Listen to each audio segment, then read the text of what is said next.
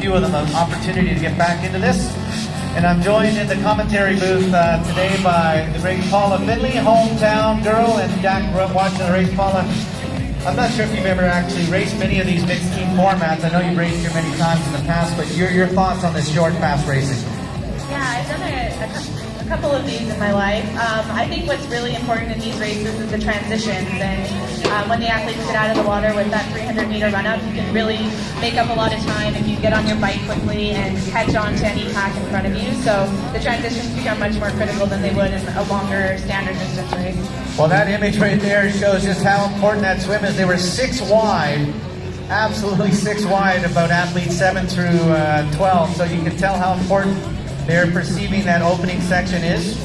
That's Sophie Colwell, I think, up near the very front of this race, pushing the pace.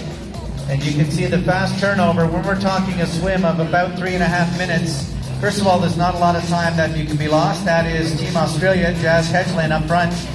And she had a great swim here yesterday as well. The Australians renowned for their swimming. Perkins, another one of the swimmers they could have added in to the mix. And then you had the champion yesterday with Emma Jackson having her breakout race. It's been a bit of time since she's had her success, so I know big smiles for Emma Jackson yesterday. The real critical element, now you can see just getting spread out a bit here, and they're trying to push that pace very quickly right into the transition zone. We're anticipating a time of about 3 minutes 40 seconds or so for the end of the swim. And you can see them pushing here very quickly. Maya Kingma, she is a well-known swimmer. Sophie Colwell is in there as well.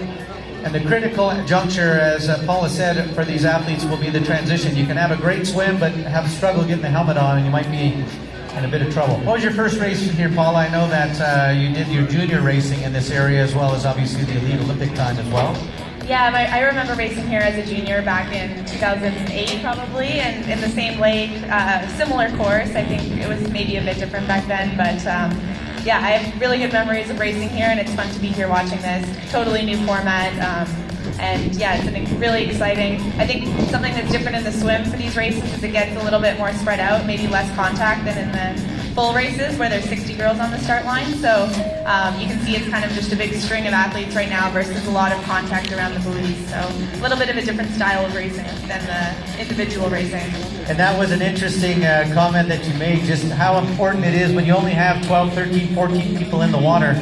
You can lose some feet, whereas when you have 45 or 50, there's always sort of another set of feet to kind of catch on, and when you get out of the water, it might be 6 or 7 of you to work together. When you start to see the format, these athletes are going to go right from the gun very, very hard, and many of the countries have selected swimmers who are particularly talented to get out of that water and make sure that they have a chance to get in the lead pack.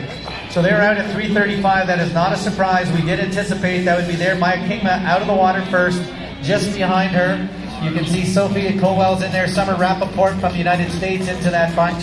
So not a surprise, but it is a tremendous swim by China with Wen Li, I believe, out of the water into that group. So that long run back to the end of the transition zone is going to be fairly important here. Athletes who maybe lost a few seconds have a chance to make up as they come out. We're just taking a look at where they're all coming out of the water right now, but well under 4.5